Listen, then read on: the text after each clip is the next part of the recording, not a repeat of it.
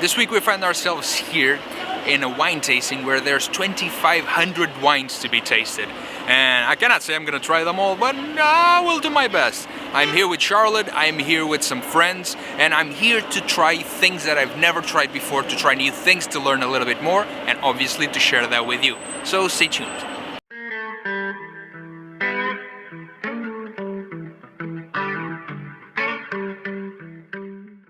If you're new to the wine world, Madeira is a very unknown for a lot of people. It's a small island in the south of Portugal, very close to Africa, and I'm finding that they produce rosé. Like I told you before, I'm not a very big fan of rosés, but wine is about experience, it's about adventure, and well, I'm gonna adventure myself into something I don't know. So let's try some rosés from Madeira. Like for us, it's weird because it tastes a little bit like salt. It has you have some berries, some red berries inside, but there's an aroma almost of wet feet. I know that sounds weird, but wet feet. And the lady was explaining to us that the winds bring a lot of salinity into the wine, and once you taste it, like it makes a little sense. For me, not so much. For them, a little bit more. But there's a saltiness that in the end, the finish is quite pleasant, but it's kind of like chocolate. You know that chocolate with salt? Yeah. Kind of has an undertone of chocolate with salt in the end. Interesting. Just without the chocolate. But without the chocolate. We kept on debating that one, and we got to the idea that you know when you dive into a wave and you get that aftertone of salt between that place where your nose and your mouth meet. It's pretty much what it tastes like. Ooh, let's get a selfie.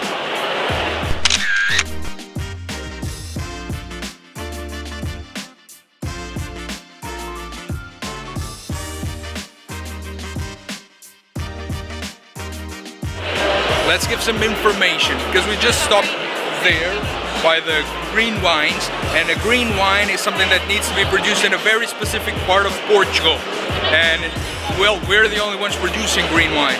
And what makes green wine so specific is the way that it's produced, and naturally it becomes slightly sparkly. It's not a gassy wine like champagne is, but it is naturally sparky, and he can become sparkly inside the bottle, and a lot of the bottles explode due to the pressure that's building up inside, he was explaining, or they can be having a second fermentation inside the barrels, and there it will become, well, sparkly by nature, and then it will go into the bottle. But if you've never had green wines, I strongly advise you to.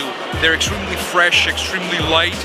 They come from mainly two kinds of grapes, Loureiro or Alvarinho, and you cannot go through your wine life without tasting green. I'm a very, very big fan of green. Fantastic for shellfishes, for summer drinks.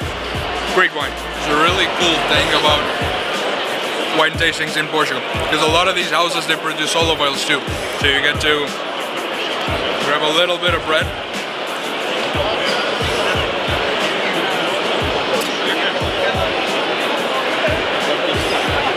And just try some olive oil. Great, I love it. Each one of these wines are gonna be single grape wines. And if you don't know anything about wines and you wanna try, it's easier for you to try something like this that's a single grape wine, and you can start getting the feel for that grape, the feel for that region. And then when you go to more complex wines where you have blends, it's easier to try and pick them up. So it's great to come to places like this, because instead of you buying 5 or 6 bottles like they have there and like try and wing it and it's a pure gesture of luck, well, come here, try them all one by one, and in the end try a blend of them all if you can. Usually the same houses that have the single grape will have the blend of the grapes, and you get to try your tastes, and you get to try your taste buds and to train them into getting the wines correctly, right? Yes, it's right. Very talkative man.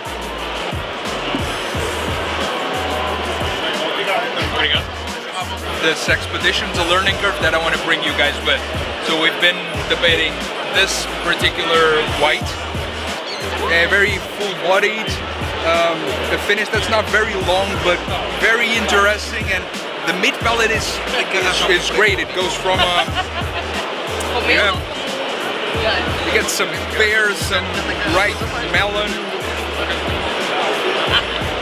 The bouquet is super nice. The mid palate is very interesting.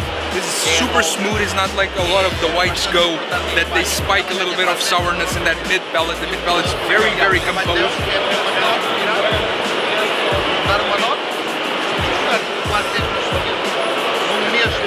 One of the best whites I've tasted in a long time. Great, fantastic. Zay is working here, so we are in Tito Wine Party. They invited us to come here. So let's go and try some wines. Madeira is here. Zay is filming us here. There. Show Zay. Zay is here. Nerdy nerd. Nerdy nerd. Hello. And me and Charlotte. Drinking wine. Yeah, drinking wine. Let's go. We finally made our way to Madeira.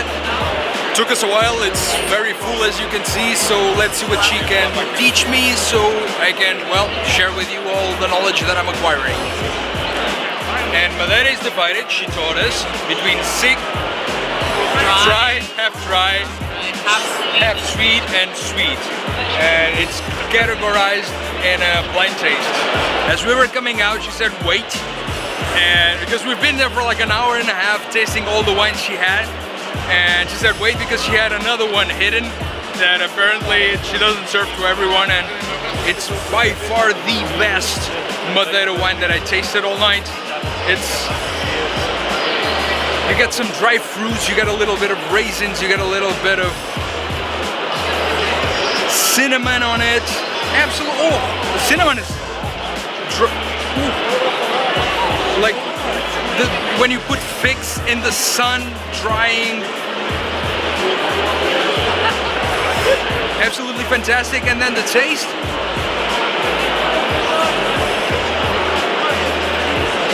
The taste is incredible because it closes up the smell and the aromas beautifully, and the finish incredibly smooth.